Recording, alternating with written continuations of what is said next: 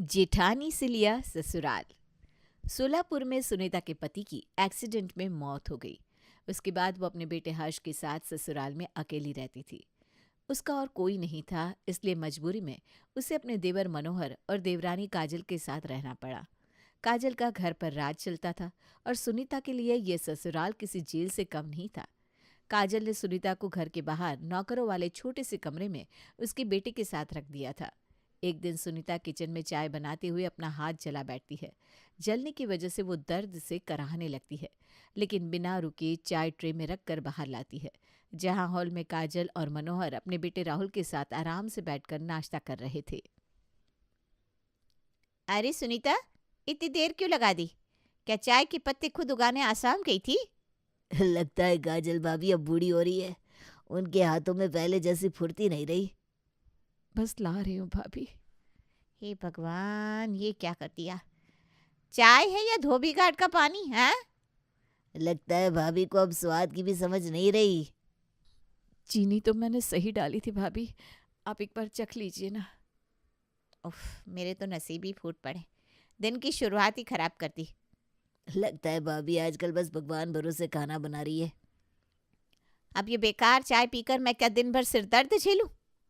मुझे माफ़ कर दो भाभी, मैं दूसरी बना देती हूँ। अरे अब रहने दे, तेरा बनाया कुछ ढंग का हो ही नहीं सकता। सुनीता कांपते हाथों से टूटे कप के टुकड़े समेटने लगती है। उधर हर्ष चुपचाप एक कोने में सहमा हुआ बैठा अपनी माँ की बेबसी देख रहा था। अब रात को सुनीता अपने कमरे में चुपचाप बैठी थी। हर्ष बिस्तर पर लेटे लेटे अपनी माँ के चेहरे की उदासी महसूस कर रहा था। माँ, तुम दिन भर इतना काम करती हो, फिर भी सब तुम्हें ताने मारते हैं। बेटा, औरत का काम यही है, सबको खुश रखना। लेकिन माँ, चाचा चाची तुम्हारे साथ बहुत गलत कर रहे हैं। अरे बेटा, अपने ही घर के लोगों से लड़ाई नहीं करते। पर माँ, मुझे अच्छा नहीं लगता। जब मैं बड़ा हो जाऊंगा तो तुम्हें इस दुख से निकाल लूंगा। बेटा, घर छोड़ने से घर नहीं बसते, प्यार से बसते हैं। लेकिन माँ, ये घर तुम्हारे लिए जेल जैसा बन चुका है। बस बेटा, मैं ठीक हूँ, तो इन बातों में मत उलझ। लेकिन मैं एक दिन सब बदल दूंगा। सुनीता हर्ष को सीने से लगाकर उसकी पीठ सहलाने लगती है, लेकिन उसकी आंखों में भी दर्द और बेबसी साफ झलक रही थी। अगली सुबह काजल अपने मैले कपड़े सुनीता के हाथ में पकड़ाती है। सुनीता चुपचाप कपड़े लेकर बाहर जाती है और धोने लगती है। तभी मनोहर रस्सी काट देता है और सारे कपड़े किचन में गिर जाते हैं। हे भगवान, देखो देखो, इसे कपड़े धोने भी नहीं आते। अब ये सारे कपड़े फिर से धोने पड़ेंगे, है ना भाभी? मैं फिर से धो दूंगी ये सारे कपड़े, कोई बात नहीं। अरे छोड़, जब हाथ पैर ही बेकार है तो कर ही क्या सकती है। माँ, हम यहाँ से चले क्यों नहीं जाते? बेटा, ये घर तेरा भी है, यूं छोड़कर नहीं जाते। एक दिन मैं इन सबको सबक सिखाऊंगा। अरे छोटा बच्चा भी अब बड़ा बड़ा बोलने लगा। अरे सुन, बड़ा आया माँ का हीरो बनने। जरा दूध के दांत तो गिरने दे पहले। काजल और मनोहर खिलखिलाकर हंसते हैं, लेकिन सुनीता के चेहरे पर चिंता की लकीरें गहरी हो जाती है।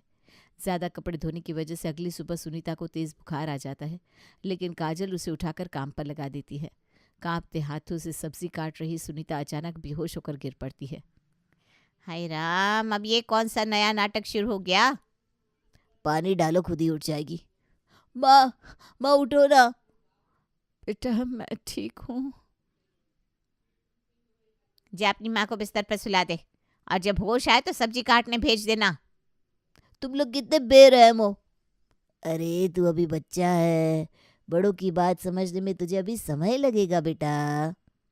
मैं बच्चा नहीं हूँ, और अब मैं चुप नहीं बैठूंगा। अरे देखो तो, हमारे ही टुकड़ों पर पलने वाला अब हमें ही आंखें दिखा रहा है। अब वक्त आ गया है कि तुम सबका असली चेहरा सबके सामने लाओ। सुनीता अपने बेटे की आंखों में गुस्सा देखकर डर जाती है। उसे लगता है कि अब घर में कुछ बड़ा होने वाला है। रात के समय सुनीता बिस्तर पर लेटी हुई हर्ष के बारे में सोच रही थी। उसकी आंखों में चिंता और डर था।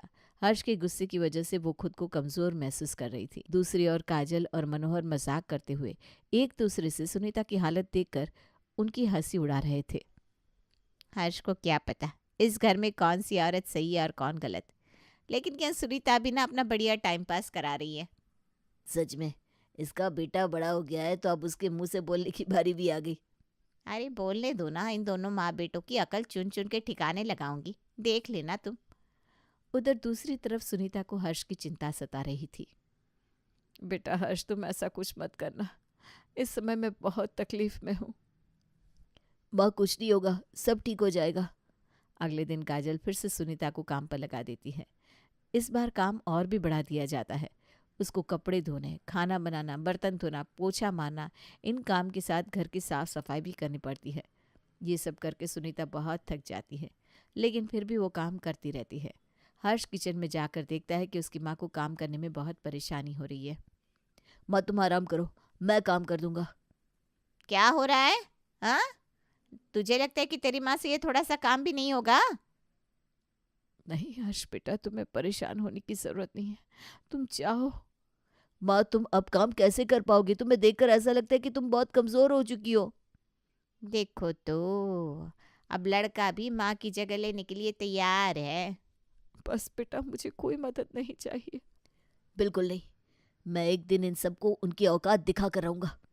लगता है तू बहुत बड़ा आदमी बन गया है, तभी तो दिखाएगा ना हमें हमारी औकात। खाने के लिए दाना नहीं और हमको औकात दिखाने की बात कर रहा है। अभी मेरा दिमाग खराब हो गया तो तुझे और तेरी माँ दोनों को सड़क का रास्ता दिखा दूंगा। खाने को मिल रहा है इसलिए इतनी अकड़ है ना इसमें। नहीं नहीं, ऐसा कुछ मत करना, मैं अपने बेटे के लिए माफी मांगती हूँ। काजल और मनोहर की बातें सुनकर हर्ष का गुस्सा और बढ़ जाता है, लेकिन सुनीता चुप रहती है। अब समय बीतते बीतते हर्ष बड़ा हो जाता है, लेकिन उसकी पढ़ाई पूरी नहीं हो पाती। ये क्या कर रही हो? घर का काम करो सुनीता, हर्ष को क्या सिखा रही हो? देख लेना सब, वो दिन अब दूर नहीं जब मेरा बेटा बड़ा आदमी बनेगा। माँ रहने दो अभी, रात में पढ़ा देना वरना चाची तुम पर गुस्सा करेंगी। हाँ ठीक कहा बेटा, जा तू जाकर ये सब पढ़ ले तब तक। एक दिन अचानक घर पर हर्ष के रिश्ते वाले आते हैं। सब कुछ अच्छा लगता है, लेकिन काजल जब लड़की की फोटो देखती है तो उसका इरादा कुछ और हो जाता है। हर्ष के लिए बढ़िया रिश्ता आया है, क्यों ना इस लड़की की शादी राहुल से करवा दूं। पर वो तो अभी छोटा है भाभी। अरे कोई फर्क नहीं पड़ता, तू अपने काम से काम रख, मेरे काम में दखल ना दे। लेकिन ये गलत बात है, रिश्ता हर्ष के लिए आया था, राहुल के लिए नहीं। तो ठीक है, उन रिश्तेदारों को तेरी हालत बता देती हूँ। अब कोई नौकरानी के बेटे से अपने बेटे की शादी थोड़ी ना कराएगा। ऐसा ना करना भाभी, हमारे घर के बाहर थोड़ी सी इज्जत बची है, उसको ऐसे ही रहने दो, वरना हर्ष की शादी नहीं हो पाएगी। अब आई ना कल, अब जाकर चुपचाप अपना काम कर। अब राहुल की शादी बबली से तय हो जाती है। सुनीता को लगता है कि बहू के आने से घर में खुशियां आएंगी, लेकिन बबली का रूप काजल को देखकर बदलने लगता है। वो भी सुनीता से अपनी सास के जैसे ही व्यवहार करने लगती है। बबली और काजल ने मिलकर सुनीता से और ज्यादा काम करवाना शुरू कर दिया था। यहाँ झाड़ू क्यों नहीं लगाई तुमने? सुनीता, ये क्या हाल बना रखा है घर का? मैं करती तो हूँ, लेकिन अब मैं थक गई हूँ। हाँ, खाना खाते समय तो नहीं थकती, अब कैसे थक गई? मम्मी जी जल्दी से ये साफ करवाओ, मुझे ये सब गंदगी देखकर चक्कर आ रहे हैं। सुना ना तूने, मेरी बहू की तबीयत अगर खराब हुई ना तो मैं तुझसे 2 गुना काम करवाऊंगी, समझी? चल जल्दी से करिए। नई बहू के आने के बाद हर रोज सुनीता को बासी खाना खाने को मिलने लगा, जबकि बाकी लोग गर्मा गर्म खाना खाते थे। ये सब सहकर भी सुनीता फिर भी खामोश रहती थी। सुनीता, ये ले तेरे लिए बचा हुआ खाना, खा लेना, इसे बर्बाद ना होने देना। अब मैं क्या करूं, खाने को यही तो मिलता है। अरे महारानी जल्दी खाओ, उसके बाद बर्तन भी धोने। हाँ हाँ खा रही हूँ। काजल ने एक बार फिर से अपना पुराना प्लान बनाना शुरू कर दिया। अब उसकी नज़र हर्ष की शादी पर थी, तो वो सोचने लगी, मैं हर्ष के लिए ऐसी लड़की लाऊंगी जो पूरी नौकरानी बनकर मेरा घर वाला काम करे और मुझसे कभी ज़बान भी ना लड़ाए। पर मम्मी जी, उसकी शादी अब करवाना ही क्यों चाहती हो? अरे बबली, वक्त का खेल है। सुनीता अब ज़्यादा काम नहीं कर पाती और इससे ज़्यादा काम लेंगे तो ये निकल लेगी, इसलिए अब उसके लड़के की शादी करवानी होगी। वाह मम्मी जी, अब कितनी स्मार्ट हो। एक दिन अचानक हर्ष घर आता है और सबको बताता है कि उसने शादी कर ली है। उसकी पत्नी सोनाली घर में आती है और काजल ये देखकर चौंक जाती है, क्योंकि उसका प्लान अब फेल हो चुका था। अब ये कहाँ से आ गई? मैं हर्ष की पत्नी हूँ, हम दोनों एक दूसरे से प्यार करते हैं, इसलिए हमने मंदिर में शादी कर ली। खुश रहो बेटा, आज मैं बहुत खुश हूँ। लेकिन मैं खुश नहीं हूँ। ऐसे कोई शादी थोड़ी ना होती है। ये लड़की रहेगी कहाँ? अरे कमाल करती हो आप। मैं अपने पति के साथ उसके घर पर रहूंगी। सोनाली के घर में कदम रखते ही माहौल बदलने लगता है। काजल और बबली को लगता है कि अब उनका राज खत्म हो जाएगा। माँ जी, मैं कोई काम करने में पीछे नहीं हटूंगी। ये क्या नया तमाशा है? तुम भी इस घर में काम करने आ गई? मम्मी जी, ये क्या हो रहा है? मुझे तो कुछ समझ में ही नहीं आ रहा। अरे मुझे क्या पता, मैं खुद समझूँ तो तुझे समझाऊंगी ना। मेरा प्लान तो चौपट हो गया। अरे कौन सा प्लान? चुप रहो, तुम्हें तो बाद में समझाऊंगी। काजल और बबली को सोनाली का आना बिल्कुल पसंद नहीं आया। वो अब सोनाली पर चिल्लाने लगते हैं। तुमसे पहले जो काम मुझे करना था अब वो तुम करोगी। मुझे काम करने में कोई दिक्कत नहीं है। मैं तुम्हारी तरह नहीं हूँ जो दूसरों से काम करवाऊँ। बस करो अब सब लोग। अब हम सब मिलकर काम करेंगे। क्या मतलब? हम सब मिलकर काम करेंगे? मतलब मैं और मेरी बहू। काजल और बबली फिर से मिलकर सोनाली को तंग करने का प्लान बनाते हैं। वो सोचते हैं कि अगर सोनाली को काम में उलझाया जाए तो सुनीता को परेशान किया जा सकता है। हम उसे परेशान करेंगे, फिर देखेंगे किससे काम करवाती है। हाँ, अब हमारे हाथ में सिर्फ एक ही चांस है, इसे गुमराह करना होगा। न जाने अब ये क्या होगा। ये दोनों मेरी बहू के साथ क्या करेंगी। बेचारी मासूम सी बच्ची है। एक दिन काजल अपनी हद पार करती है और सोनाली को ताने मारने लगती है। तभी सोनाली भी उसका जवाब देती है। यह देखकर बबली कहती है, अगर तुमने मेरी सासू माँ के काम में दखल दिया तो मैं तुम्हें छोड़ूंगी नहीं। मेरे लिए मेरी माँ जी की इज्जत से बढ़कर कुछ नहीं है। और तुम जैसी औरत, हाँ, उससे तो मुझे बिल्कुल डर नहीं लगता। तुम क्या समझती हो, तुम हमसे भिड़ोगी? अगर ज़रूरत पड़ी तो। वैसे मुझे तुम दोनों से डर नहीं लगता। एक दिन सोनाली को घर की सफाई करते वक्त एक ऐसा कमरा मिलता है जो काफ़ी समय से बंद था। वो इसे खोलना चाहती है लेकिन काजल उसे रोक देती है। तुम इस कमरे में क्यों घुस रही हो? मुझे इस कमरे की सफाई करनी है। नहीं, इसकी सफाई नहीं होगी। मेरा कमरा साफ करो जाकर। ऐसा क्या है इस कमरे में? खैर अभी तो जाती हूँ, इसको रात में देख लूँगी। अब रात में सोनाली चुपके से उस बंद कमरे में जाती है और सारे राज का पर्दाफाश कर देती है। वो समझ जाती है कि काजल और मनोहर ने मिलकर पुरानी प्रॉपर्टी में धोखाधड़ी की है, इसलिए वो कमरे में सबूत ढूंढने लगती है। तभी उसको एक पुरानी सी धूल लगी फाइल मिलती है। ये कागजात, ये तो फर्जी प्रॉपर्टी के पेपर्स हैं। मतलब हर्ष के दादाजी ने प्रॉपर्टी के 2 हिस्से किए थे और चाचा ने चालाकी से नकली पेपर्स बनवा लिए। अब मैं इनका राज खोलूंगी। इन सबको नानी न याद दिला दी तो मेरा नाम सोनाली नहीं। अगले दिन सोनाली ने सबको बुलाकर काजल और मनोहर का सच सबको बताया। ये सुनकर हर्ष और सुनीता दंग रह गए। तभी मनोहर सोनाली पर चिल्लाने लगा और उसको धमकाने लगा। तुम नहीं समझोगी इन पेपर्स को, छोड़ दो इसे। ये नहीं हो सकता। तुमको ये फाइल कहाँ से मिली? क्या ये सब सच है? सोनाली, तुम्हें ये नहीं करना चाहिए था। मैं तुमको ये सब नहीं करने दूंगा। मैंने इस प्रॉपर्टी को पाने के लिए बहुत मेहनत की है। अब सोनाली ने सबको बताया कि वो पेशे से वकील है।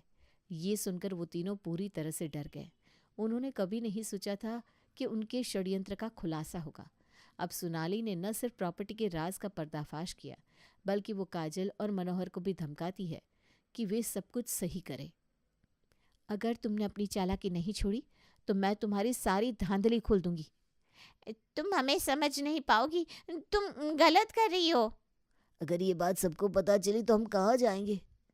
सोनाली अब अपनी ताकत दिखाती है और काजल मनोहर से साफ साफ कह देती है कि अगर उन्होंने कुछ किया तो सब कुछ उनके खिलाफ हो जाएगा। अगर तुमने मेरी माँ जी के खिलाफ कुछ किया तो मैं तुम्हारी पूरी जिंदगी बर्बाद कर दूंगी। पूरे शहर को बता दूंगी कि तुमने अपने भाई की प्रॉपर्टी हड़प कर उनकी पत्नी और बेटे से अपने घर में नौकरों वाला सलूक किया है। तुम ऐसा नहीं कर सकती, इससे समाज में हमारी पूरी इज्जत मिट्टी में मिल जाएगी। हमें माफ कर दो, लेकिन ऐसा मत करो। सोनाली ने अब पूरी तरह से मनोहर को फंसा लिया था। वो जानती थी कि ये सही समय है जब उसे अपनी सास और पति के लिए सही कदम उठाना है। तुम लोगों ने जो किया वो अब सबको पता चलने वाला है। तुम मेरे साथ ऐसा नहीं कर सकती। तुमने अपनी ही फैमिली की जान को खतरे में डाला है। सोनाली, ये सब तुम नहीं कर सकती, तुम नहीं समझोगी। अब काजल और मनोहर को अपनी सच्चाई का सामना करना पड़ता है। सोनाली ने कड़ा रुख अपनाया और उन्हें समझा दिया कि अब उनके पास कोई रास्ता नहीं बचा। अब तुम दोनों को अपने किए का हिसाब देना होगा। हम तुमसे माफी मांगते हैं, पर ये सब तुम्हारे लिए नहीं है। मैंने सब कुछ किया है, लेकिन तुम मेरी जान क्यों ले रही हो? तुम दोनों ने हमें कितना सताया है, अब तो सच सामने आ ही गया। मनोहर अब अपने किए पर पछताता है और सोनाली से माफ़ी मांगता है, लेकिन अब काफ़ी देर हो चुकी थी। सोनाली, हमसे जो भी हुआ वो गलत था, हमें माफ कर दो। तुम्हारी माफ़ी का कोई मतलब नहीं, अब मैं वही करूँगी जो सही है। हमारे पास अब कोई रास्ता नहीं, सब कुछ खत्म हो गया।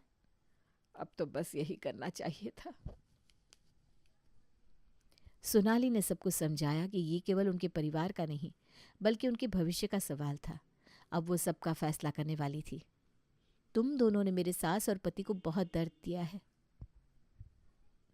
अब इसकी सजा भुगतो। हम जानते हैं कि हम गलत थे, लेकिन अब क्या होगा? अब सब कुछ सही हो जाएगा। सोनाली ने मनोहर और काजल से माफ़ी की शर्तों पर समझौता किया। अब सोनाली ने उन्हें अपने हिस्से की प्रॉपर्टी दे दी, लेकिन इस बार नियम और शर्तें तय हो चुकी थी। ठीक है, लेकिन इस बार तुम्हें सब कुछ नियम से करना होगा। तुम हमें कैसे माफ कर सकती हो? हम सब ने बहुत कुछ सहा है, अब सब ठीक हो जाएगा। हमें सही रास्ता दिखाने के लिए धन्यवाद। अब परिवार के अंदर शांति लौट आती है। काजल और मनोहर को उनके कर्मों का फल मिल चुका था। सोनाली ने कड़ी मेहनत और बुद्धिमानी से परिवार को एकजुट किया। अब हम सब एक साथ खुश रहेंगे। तुम सही कहती हो, अब हम अपने काम खुद करेंगे। हमने जो गलत किया उसका पछतावा है, अब हम खुद को सुधारेंगे।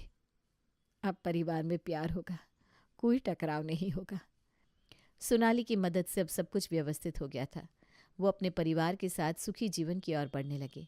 काजल और बबली को भी घर के काम करने का जिम्मा दिया गया। सोनाली के सबक ने पूरे परिवार को एक साथ बांध दिया और सब खुशी से रहने लगे।